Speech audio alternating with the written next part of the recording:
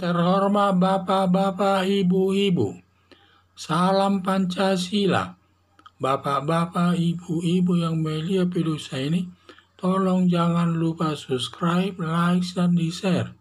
Sifatnya gratis. Pada hari Rabu, tanggal 29 Juni tahun 2022 ini, saya akan mengomentari Surya Paloh biasanya mengambil kader partai politik lain. Dalam Kongres Partai Nasdem, dan setelah selesai Kongres lalu melakukan pertemuan untuk mengusung 3 orang calon presiden, yaitu yang pertama Anies Baswedan, kedua Andika Perkasa, Panglima TNI, ketiga Ganjar Pranowo. Setelah menunjuk urutan pertama Anies Baswedan, calon presiden tahun 2024, pendukung Nasdem yang asli, pendukung asli Partai Nasdem lari ke partai politik yang lain, partai politik yang sifatnya nasionalis.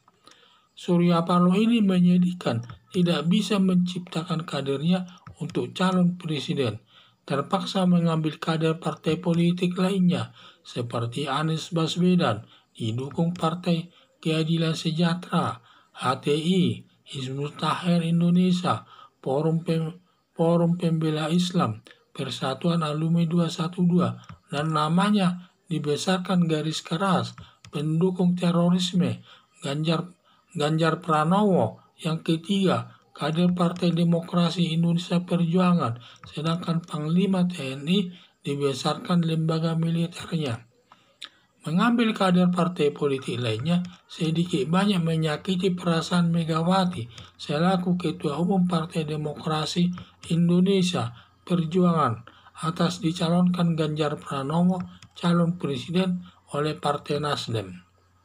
Harapan saya harus ada rasa malu mengambil kader partai politik lainnya untuk diusung calon presiden RI.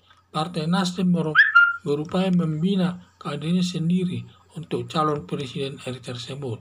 Sehingga pada saat Partai Nasdem ini selesai kongres, di mana rupanya dalam kongres itu setelah selesai mereka meneruskan pemilihan calon presiden RI, di mana yang mereka pilih ada 3 orang.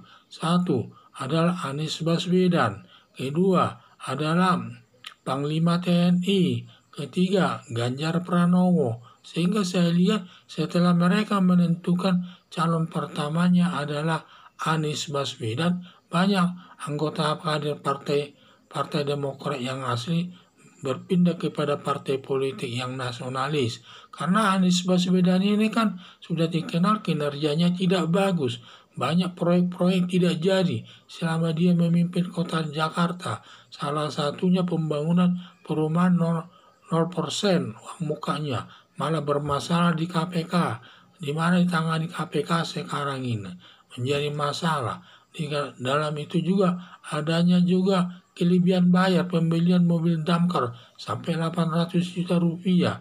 Masalah hujan tidak bisa ditanggulangi, di mana setiap hujan turun banjir sampai 2 minggu, tergenang harinya sampai 2 minggu, berakibat perabotan rumah tangga warga DKI, mobil, dan kulkas rusak. Nah, inilah semua sebenarnya kecewa atas membawa nama Anies Baswedan tersebut.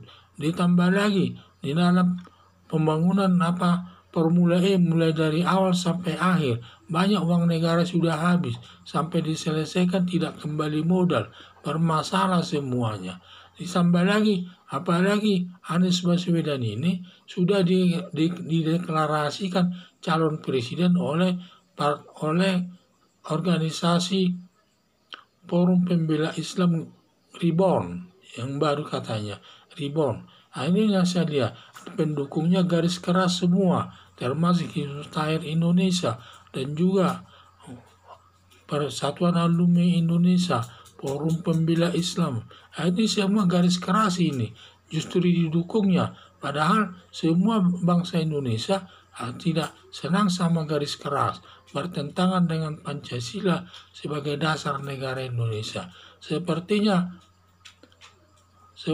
Anies Baswedan ini kalau terpilih nanti akan berusaha dia mengganti Pancasila dengan khilafah tersebut sebagai dasar negara Indonesia, sehingga menimbulkan permasalahan nanti di tengah-tengah masyarakat di mana negara Indonesia mengakui 6 agama, yaitu agama Islam, agama Kristen, agama Katolik, agama Hindu, agama Buddha, dan agama Konghucu. Semua mempunyai kedudukan hukum yang sama, di depan hukum sama, dan juga semua nanti bermasalah. Padahal khilafah ini menginginkan agamanya Islam itu saja yang paling bagus. Di samping itu belum tentu agama Islam yang dianggap bagus itu adalah agama Islam yang sejalan dengan organisasi tersebut.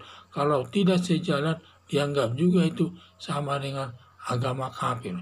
Itulah yang saya lihat masalahnya, sehingga ada kesulitannya karena setelah Anies Baswedan itu ditunjuk sebagai calon presiden RI, nanti banyak pendukung asli dari para partai Gerindra tersebut menarik diri, berpindah kepada partai politik lain yang sifatnya nasionalis. Karena ini sangat sudah. Bagi mereka, Pancasila itu sudah harga mati, tidak boleh lagi dirubah-rubah. Jadi harapan saya harus ada rasa malu mengambil kader partai politik lainnya untuk diusung calon presiden RI.